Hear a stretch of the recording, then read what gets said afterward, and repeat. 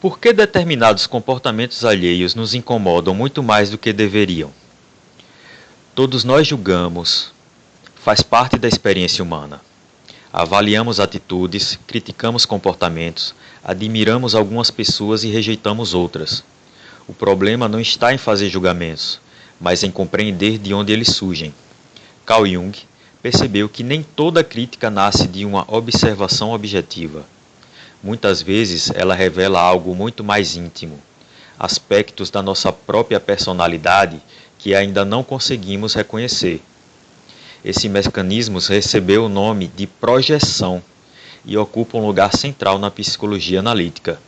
Para Jung, a projeção acontece quando atribuímos aos outros conteúdos que, na verdade, pertencem a nós mesmos, mas permanecem inconscientes. Não significa que tudo aquilo que vemos nos outros seja uma invenção da nossa mente.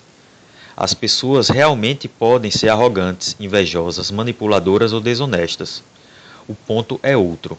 A pergunta de Jung é: por que justamente esse comportamento desperta uma reação tão intensa em você?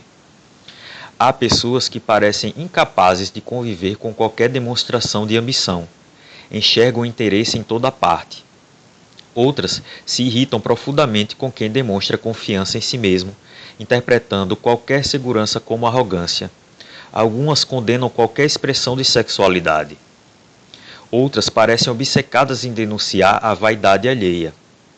Em muitos desses casos, o problema não está apenas naquilo que está sendo observado, mas naquilo que a observação desperta dentro do próprio observador.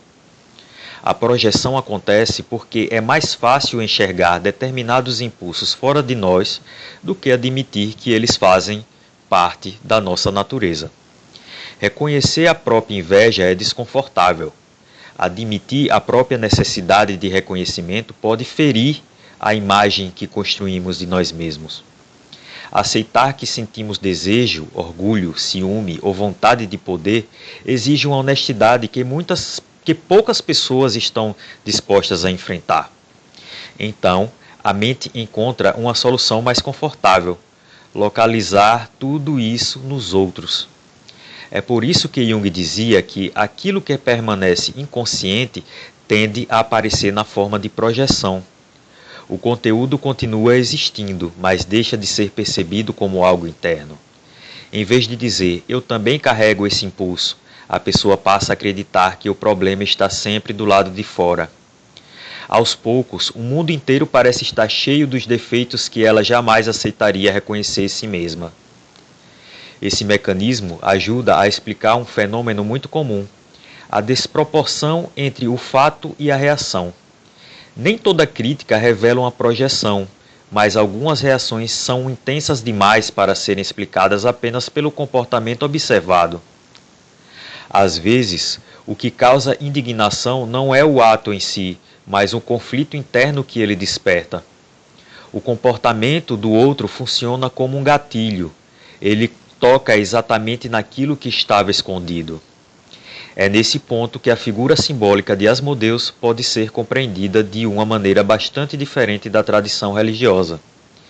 Em vez de ser apenas o representante da tentação, ele passa a simbolizar o espelho que devolve o julgamento ao próprio julgador.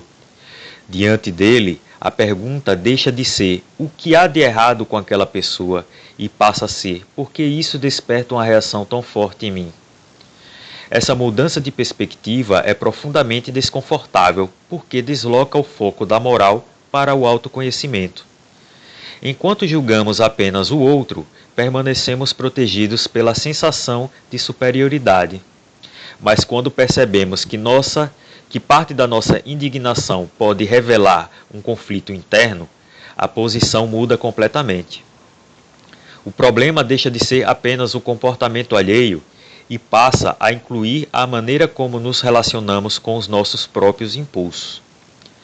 Isso não significa que toda crítica seja injusta ou que todo comportamento condenável deva ser relativizado. Jung nunca afirmou isso. Existem atitudes objetivamente destrutivas, abusivas ou antiéticas.